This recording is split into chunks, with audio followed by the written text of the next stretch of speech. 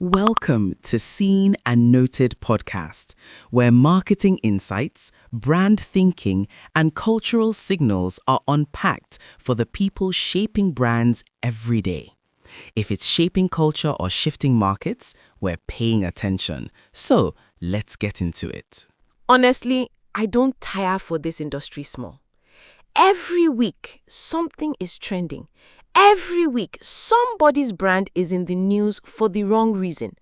At this point, marketers don't even need to commission case studies anymore. The internet is providing them for free. It's really something.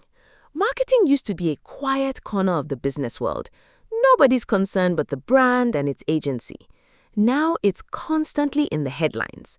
What changed? It was never quiet. We just weren't paying attention. The internet has handed everyone a front row seat, and now nobody is sitting in the back. That's too true. And on top of that, audiences have completely changed. They've become detectives. Detectives key, investigators. No, seriously. Somebody drops a post by 9 a.m., and by 11 a.m., people have found old tweets, analyzed the messaging, questioned the strategy, and written a whole thread about it. A whole thread. That's actually true. The audience is different now. People don't just consume content anymore, they interrogate it. And what's interesting is they're often not even talking about the product itself. They're talking about what the product represents, what it says about the brand, what it says about society, what it says about how the brand sees its customer, whether that customer feels seen or feels like an afterthought. Exactly.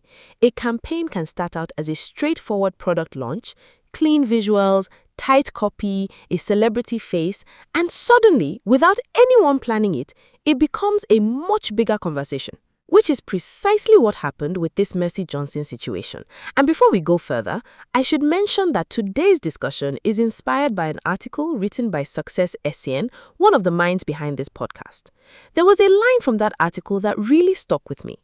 The moment a brand starts talking about empowerment, people stop judging the product. They start judging the promise behind it. So when a brand says, buy this, it will make your life easier, that's one thing. But when a brand says, we're empowering girls, that's a much bigger claim.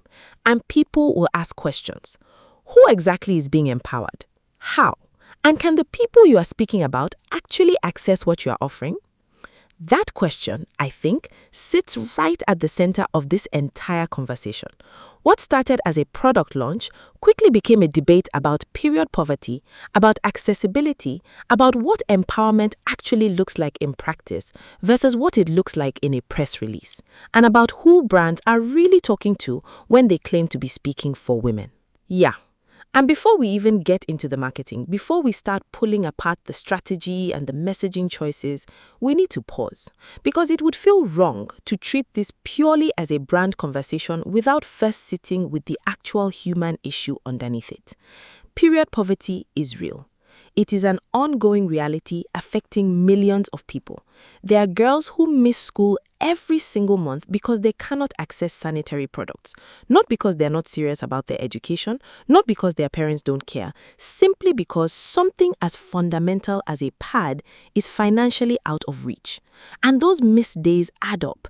They affect grades, they affect confidence, they affect how a girl sees her place in a classroom and eventually in the world. So when a menstrual product enters the public conversation, people are not approaching it the way they'd approach a new snack or a phone accessory. There is already an emotional context attached before the campaign even begins. There is history there. There is pain there.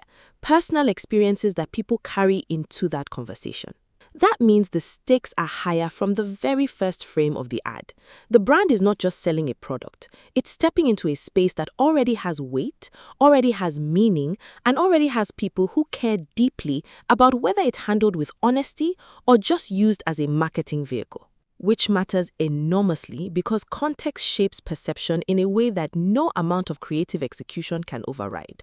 You can have the most beautifully shot campaign, the most carefully written copy, the most strategic media placement, but if the emotional context people bring to that product is heavier than what your campaign is prepared to hold, the message will land differently than you intended. In marketing, context is often more powerful than the message itself. The message is what you say. The context is everything the audience already feels before you even open your mouth. You cannot control that. What you can do is respect it.